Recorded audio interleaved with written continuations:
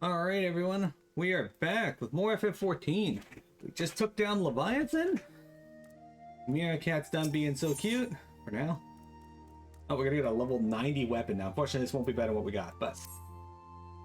The Admiral has informed me of the arrangement. I have in my keeping a letter of instruction from Lady Ugiri.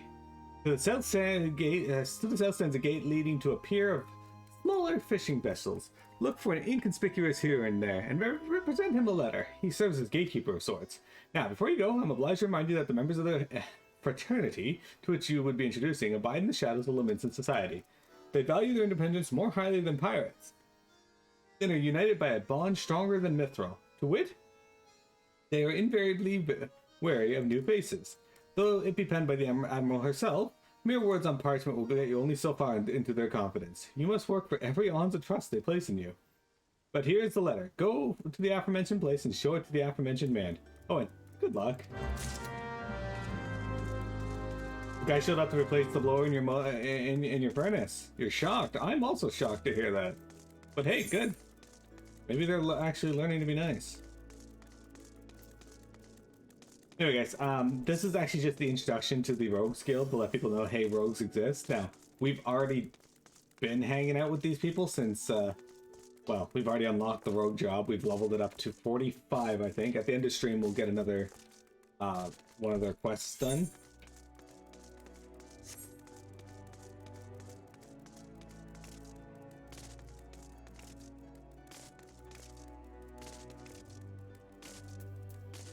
Inconspicuous man.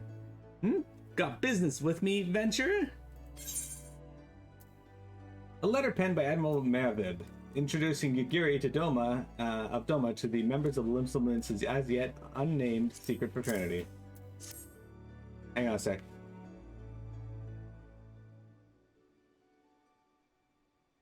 So you're the woman. Oops. Anyways. Missed that dialogue. I apologize. Ah, and you must be the Far Eastern that Melvib says wants to train with us. Welcome to Limsa, milady.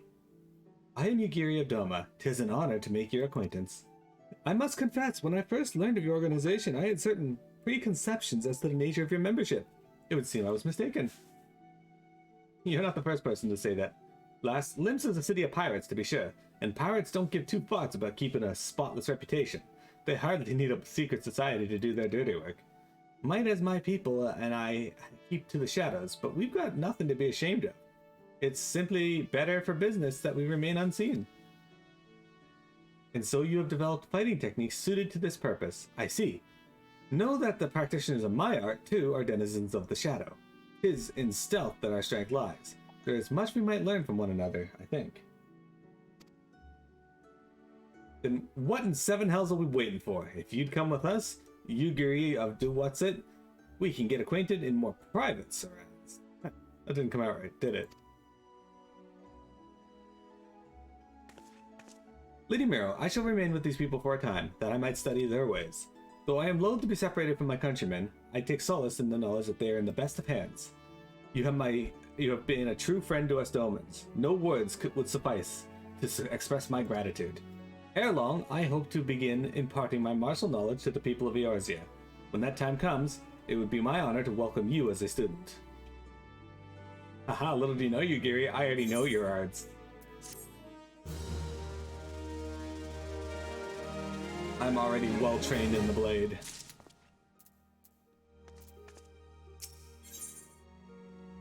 Through the maelstrom. Much and more has occurred since first I beheld Eorzea from the galleon's deck. Suffice it to say, I did not envisage being invited to play a part in your noble struggle. And forgive me, I have kept you over long. Doubtless you have been pressing business of your own. Rest assured that I no longer require an escort in this land. When next you meet Lady Minfilia, pray relay to her my humblest thanks. Would that I could do so in person, but I must needs fulfill my promise to the Admiral. Till we meet again, Warrior of Light. Alright, back to the Rising Stones, guys.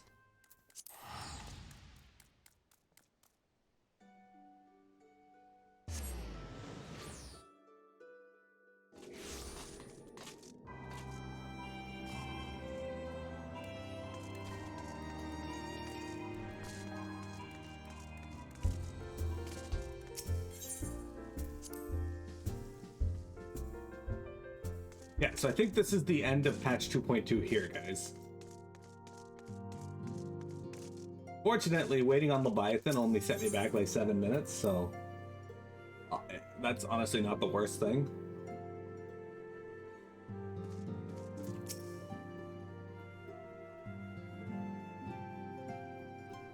I have been reflecting upon the events which took place during our visit to Vilbrand. If you have a moment, I would share my conclusions with you. Please, bear with me. When the Sahagin Elder summoned Leviathan, he employed the power we have come to know as the Echo. Though I cannot well explain the how of it, it would seem he became immortal in so doing. When the Admiral subsequently slew him, his spirit emerged from his lifeless flesh, a consciousness shorn of physical form. Thus transfigured, he took up residence in the body of his minion with the ease of a man donning a favorite glove. Long have I known that the Echo allows one to pass through the walls of a man's soul. But never did I imagine that it could free us from our own flesh, no less that our souls could then occupy the next corporeal vessel to take our fancy. It was of this that Ul'dah spoke, an existence which knows neither cessation nor oblivion. And yet, though the Sahagin had mastered his gift and thereby become immortal, he was by no means invulnerable. As we both bore witness, he was ultimately absorbed into Leviathan. And the import of this observation? If the Ascians' mode of existence is indeed the same, it can be inferred that they too are not invulnerable, that they can be destroyed. There exists a legend which tells of souls who are reborn upon the cusp of each umbral calamity, that they might stay the encroaching darkness. To most, it is but a fairy tale, yet recent events have given me cause to wonder. Could the legend in fact refer to the Echo? Much and more yet remains unknown, but I am confident that all will become clear in time. For the present, however, what matters is that the key to defeating the Ascians may at last be within sight. With Eorzea's aid, it is my hope that I shall fathom this matter ere long.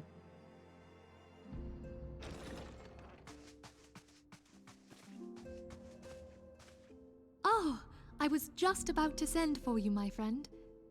Is Artemis? Grave tidings from the Sharlayan motherland, my lady. It doth concern our distant allies, the students of Baldessian. What of them? My lady, the Isle of Val, which for many years hath been the Order's home, is no more. No more? Whatever do you mean? I relate only that which hath been conveyed unto me by our agents. An etheric wave of the highest magnitude was recorded in the region. Soon thereafter, 'twas observed that the isle had ceased to be. 'Tis postulated that a magic was evoked, like in power to Ultima. 12 preserve.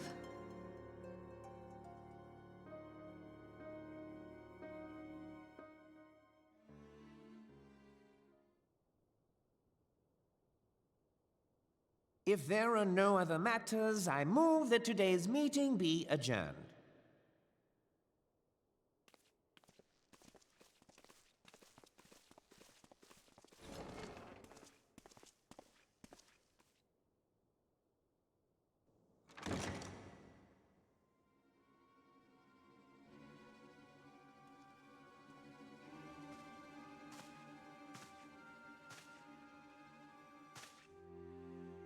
It is done, my lord. Forgive my impertinence, my lord, but these orders, I am uncertain as to what end they serve.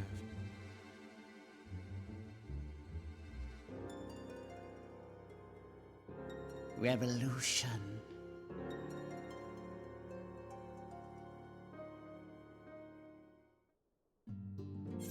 The fuck to Ledgy out of Ledgy? The fuck you act like that for? Anyway, through the Maelstrom. Did that give me a title? I know eventually they start giving me titles. That did not. I did get the Master Rogue's ring though. That's kind of cool.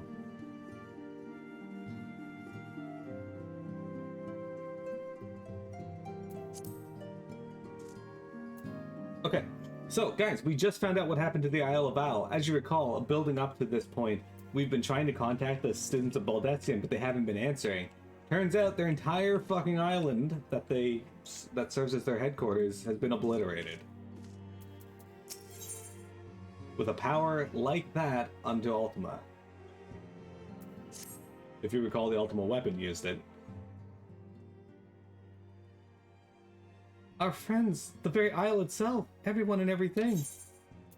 No, it avails us not to speculate. Eorzea will send word if there are any developments. Until such time as he does, we must remain firmly focused on what is within our power to change. With that in mind, I would speak of a different matter, one closer to home. It concerns etheric fluctuations, which we had previously attributed to good King Mogomog XII. That the king is no more is a blessing for which we have you to thank. Yet all is not well in the 12's Wood. Our latest readings reveal an ongoing etheric disturbance of considerable magnitude. They may even suggest the presence of a primal. Needless to say, the mere possibility warrants immediate investigation, and I would have you... Asilia, I do not wish to interrupt, but we have a problem. What manner of problem? A band of refugees, hailing from Ul'dah this time, are come to Revenant's Toll, seeking asylum. It would seem they expect us to afford them the same treatment we gave the Domans. At present, they are in the 7th heaven awaiting a formal response. I see. Mayhap this was to be expected. I shall meet with them at once. Asilia, you know full well we haven't the resources to accommodate many more people. Consider what will happen if you do this. Word will spread and more will follow. Your opinion is duly noted, but I will hear their suit.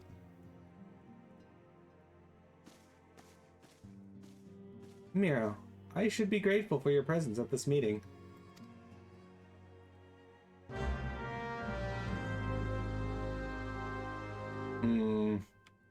Something stinks.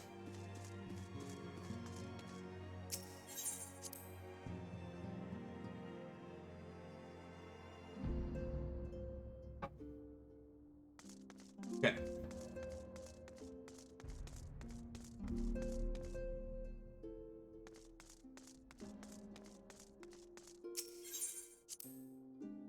Speak with the refugees in 7th heaven.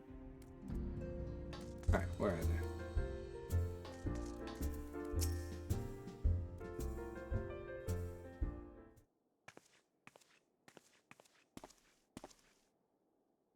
I apologize for keeping you waiting. My name is Minfilia, and I lead the Scions of the 7th Dawn.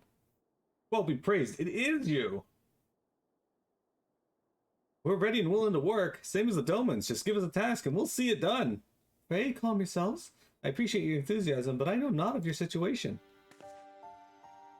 Beg your pardon, antecedent. I ain't so good with words. We've been living off the scraps of Ul'dah for years now, trying to piece together a life to replace the one that got took. They say there's work, but there's not for an honest man. Not as wouldn't sully his soul sooner than his palms, any road. The flames do what they can for us, of course, but it ain't near enough. It's only getting worse. When the calamity brought us to our knees, those rich bastards in the city didn't help us up. They climbed on our backs. I don't pretend to be clever, and even I can see what's coming. I knew we had to run. The only question was where, and then it came to me. Revenant's Toll! I mean, you took them foreigners in, didn't you? So you'd surely do the same for us. I fear the situation is rather more complicated.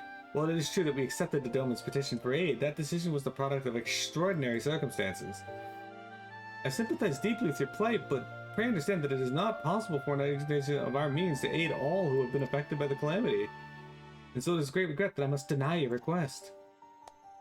But we've nowhere else to go! You're turning your back on us? If I might have a word... Taru, is aught amiss? Yield tidings from Ul'dah, my lady. Alphinaud has been wounded. What? How? Is it serious? I cannot say for certain, but I fear it might be. According to the flames, the refugees started a riot. They went wild, apparently, lashing out at anyone and everyone. That can't be right. Why would they? They must have been provoked. The demonstration was meant to be peaceful. Seven hells. Now the Blades have an excuse. They'll round us up and kill anyone who tries to resist. Antecedent, please. If you won't help us build a new life, at least help us keep the ones we've got. My lady. We are not ones to stand idly by and watch innocents suffer. However, until we know more of the circumstances surrounding this riot, I'm not certain what aid, if any, we can provide. If the authorities determine that the refugees attacked without provocation, then those responsible will have to answer for their actions. How can you be so blind? Find Alphinaud and quickly. If he is in danger or worse, I would have you and none other by his side. Thank you. Pray do not concern yourself with the matter we were discussing earlier. Ida and Papalima will see to it. Alphinaud is being treated at the Hourglass. Hurry, Miro!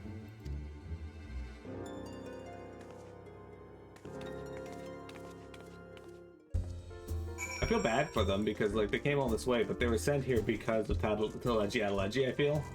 And also, Minfilia is right. They don't have unlimited resources.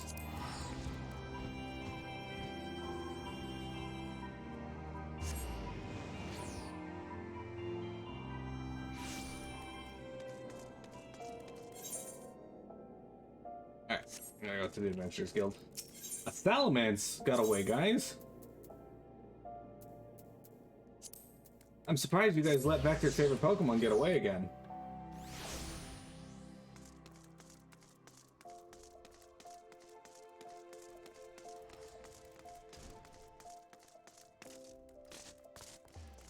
Alphinaud! There he is, he looks just fine. Probably had a rock thrown at him and cried.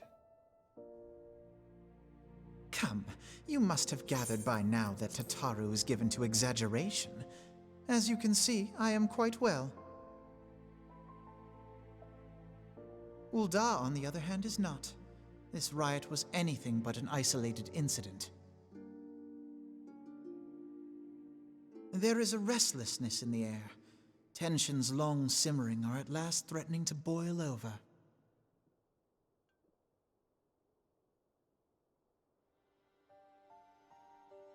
Ul'dah is a nation infamous for the great disparity between the wealthy and the poor. The majority of the populace accepts this state of affairs because they believe that every man bears responsibility for his own lot in life. To an Ul'dan, money is the foremost, and some would say the only measure of a man's worth. Small wonder that the wealthiest wield the greatest influence. So where do the refugees fit into this social hierarchy? What place is there for those who fled Alamigo and the destruction of the Calamity? Plainly, there is none. They have no wealth, no power, and no worth. To the Ul'dan way of thinking, they may as well not exist.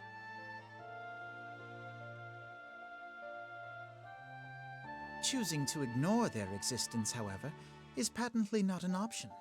General Rauban and the Sultana understand this, which is why they ordered the Immortal Flames to provide the refugees aid and succor. Yet none would dispute that the expenses incurred by this policy grow by the day, with no end in sight.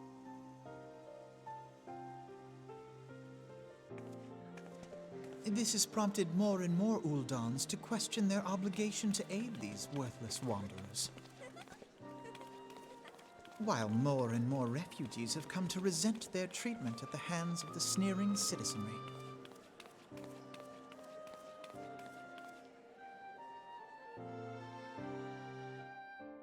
The manner of Lord Lolorito's refusal to grant the Domans asylum bespoke a disdain for all refugees, an attitude shared by the rest of the monetarists. And you may be sure they make no effort to conceal their opinions. It was only a matter of time before the refugees united in protest. Nor is it any surprise that some among them would ultimately resort to violence.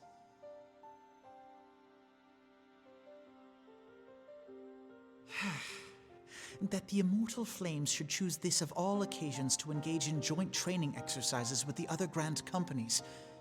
By the time they return, the situation may well have deteriorated beyond mending.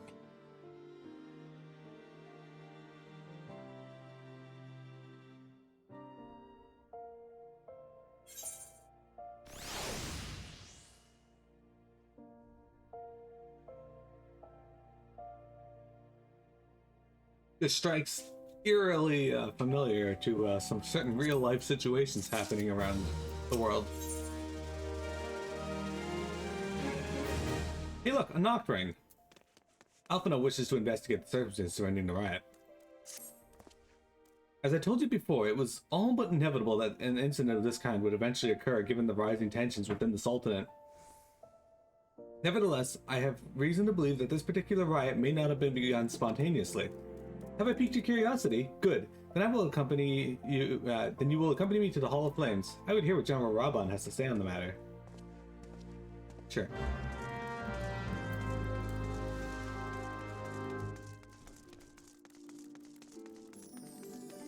Classism indeed, Vector. Classism indeed.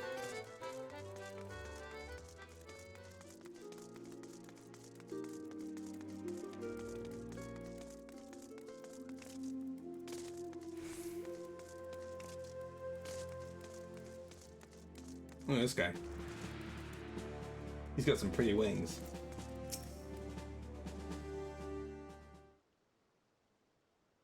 Now is not a good time, Miro. My hands are full dealing with the refugees.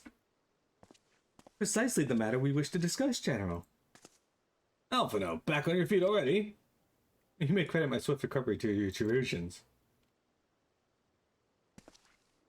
My memories of the riot are still somewhat muddled. I trust you managed to regain control of the situation. Not entirely. We secured the city soon enough, but not before the unrest had spread through the surrounding territories. Pockets of resistance remain throughout Rithanland. We have been sent what forces we can to spare at the root out of the last of the belligerents, but progress is slow. They're damnable. I can well imagine. Given the majority of refugees live outside the walls, it stands to reason that they would know the lay of the land. What I do not understand is how they came to be so well prepared. Before my little accident, I observed that several of the refugees were armed, and not with butcher's knives or pitchforks, but with martial weaponry. I need hardly add that such equipment is costly. None can deny that the tensions between Ul'dah's citizenry and the refugee population have increased since the Domans were turned away. But would that motivate a starving man to purchase arms in lieu of food? I think not. And what of those who have not even a single gil to spend?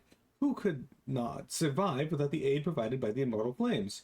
Surely they would sooner sell a weapon than bring it to bear against their benefactors. Come to the point. Very well. My point, General, is that this powder keg... Sorry. This powder keg of discontent was not set alight by chance. These events were deliberately set in motion and now order must be restored. That is my first duty. Until it is done, any investigation can wait. I do not have time to discuss this. My scouts will be returning anon. I mean, you have more than enough time to discuss this, as you're not really doing anything right now. The General is no fool. He keeps his own counsel, and with good cause. Were he to claim, without the necessary proof, that these riots were instigated by outside forces, the Monetaris would accuse him of attempting to shirk responsibility. After all, he and the Sultana have been the most outspoken proponents of refugee aid. Regardless, they will face harsh criticisms in the day ahead. Our allies may stumble upon the truth in time, but I have far more faith in your abilities, Miro.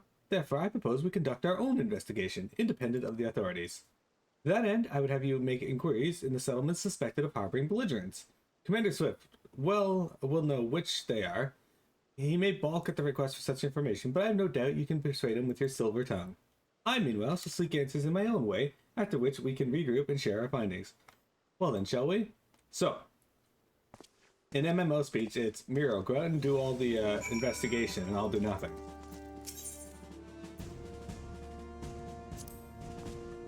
You look as though you have something to say, Miro, do you?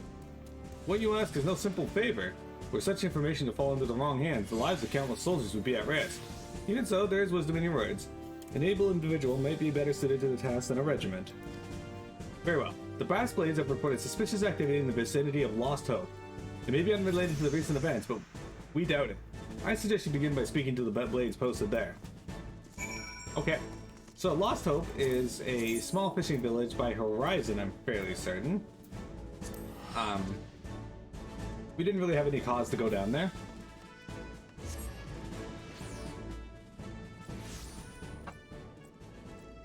But now we do.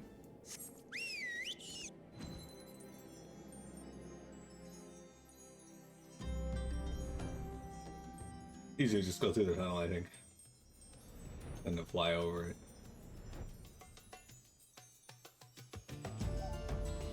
Damn, my game lag there. That's rare. Pretty sure this is Lost Hope. This is Crescent Cove. Never mind. I'm wrong. Central Thanolin. Oh, Lost Hope's up here. Okay. Never mind. Somewhat nearby. Wrong area.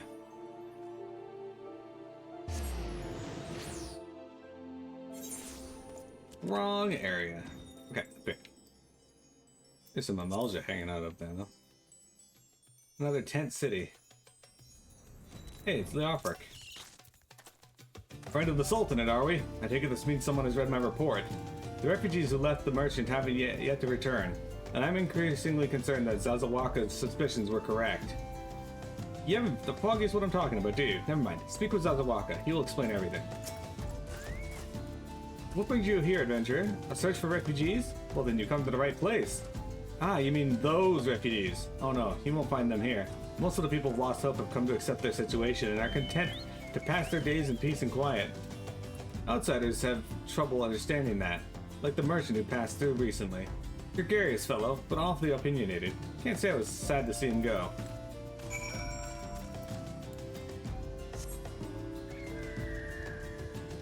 Alright, let's go speak to Zazawaka.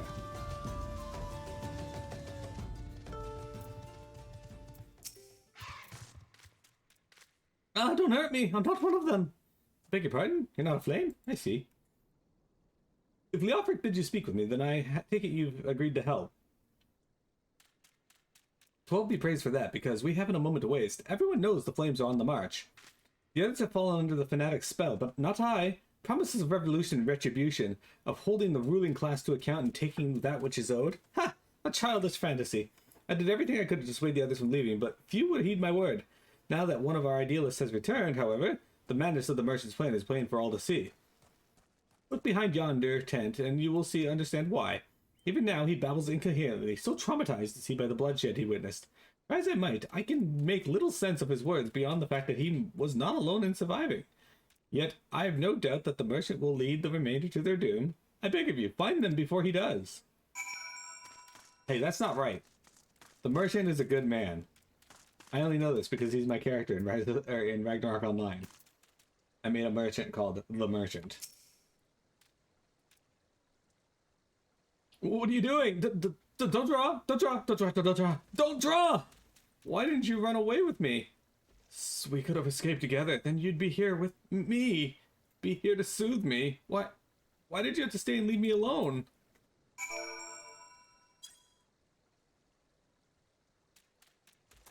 Who are you? What do you want? It's true. I followed the merchant, and may the gods strike me down for my folly. What they will not give, you must take, he said. When we asked how, he revealed a cache of weapons he had brought and implored us to seize control of our fates.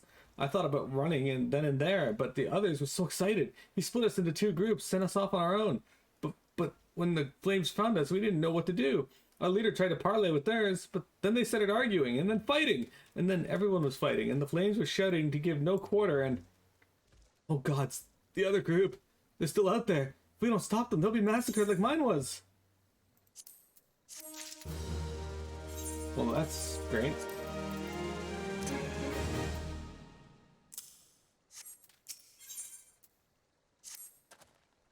The other refugees are hiding in the caves south of Lost Hope, but to approach them would be fruitless.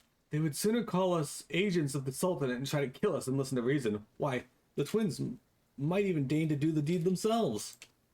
A pox on all bloody sellswords. They were supposed to train us to fight, but the one he sent with us vanished during the struggle. Oh, if only we had never listened to the merchant's ridiculous claims.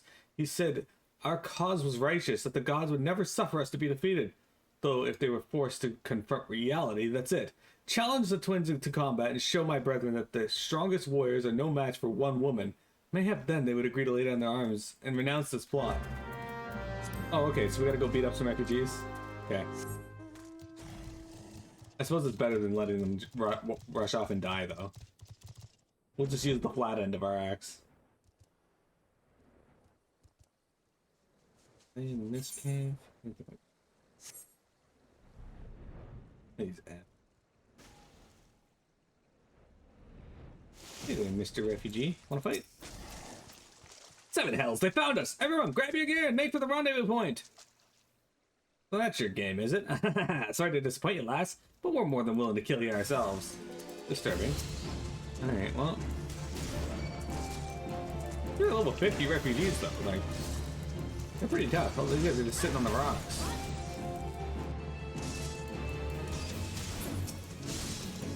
Fucking hell. I hate getting chains done.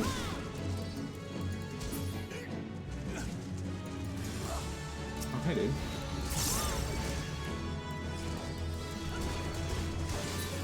Oh, he's dead.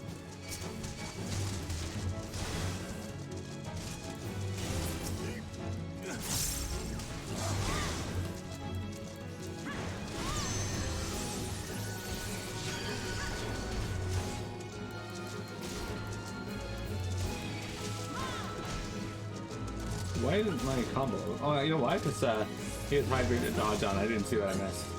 No, we didn't do that, guys. We didn't pick a new pet for today. Remind me to do that once we're done here. Saber rattling swordsman.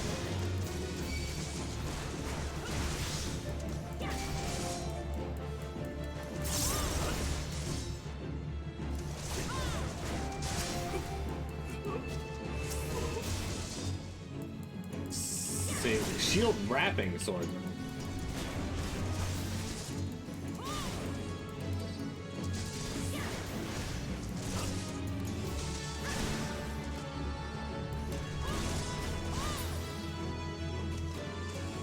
We good? We good. You beat him like it was nothing. Oh, almighty, what are we gonna do now? Speak to the terrified refugee.